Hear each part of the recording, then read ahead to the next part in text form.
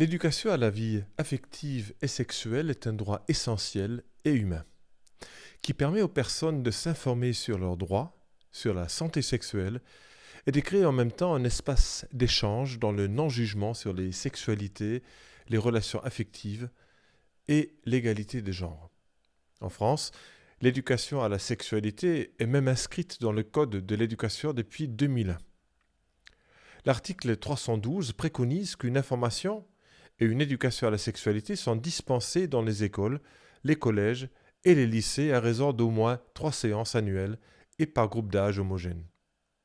Malheureusement, seulement une minorité d'élèves bénéficient d'une éducation à la sexualité pourtant obligatoire. D'après une enquête en novembre 2021 du collectif Nous Toutes, avec plus de 10 000 participants, les élèves reçoivent en moyenne 13% du nombre de séances qui leur sont dues. La même enquête pointait également que les quelques séances reçues, principalement au collège et focalisées sur des thématiques biologiques, n'abordent quasiment jamais l'égalité filles-garçons ni la lutte contre les violences sexistes et sexuelles. Toutes les actions d'éducation affective et sexuelle devraient ainsi se baser sur la définition de la santé sexuelle.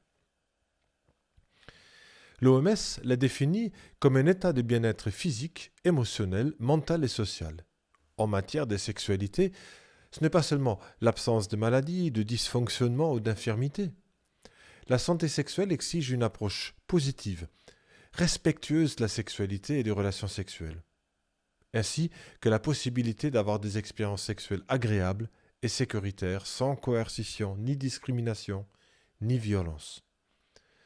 Pour atteindre et maintenir une bonne santé sexuelle, les droits humains et les droits sexuels de toutes les personnes doivent être respectés, protégés et réalisés.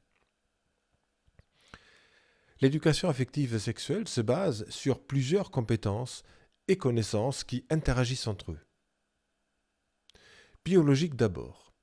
Il est plus facile de respecter ce que l'on connaît. Il est donc important de connaître le fonctionnement de son corps en rapport avec la sexualité.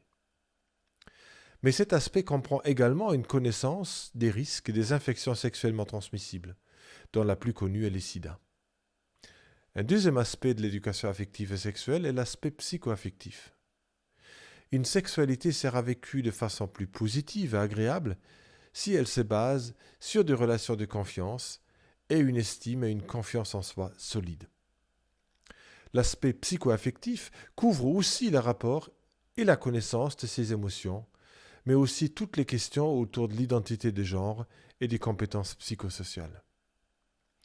Le troisième et le dernier volet de l'éducation affective et sexuelle sont les connaissances sociales, c'est-à-dire connaître les lois, les valeurs et les normes en vigueur, tout comme la capacité de gérer les informations venant des médias.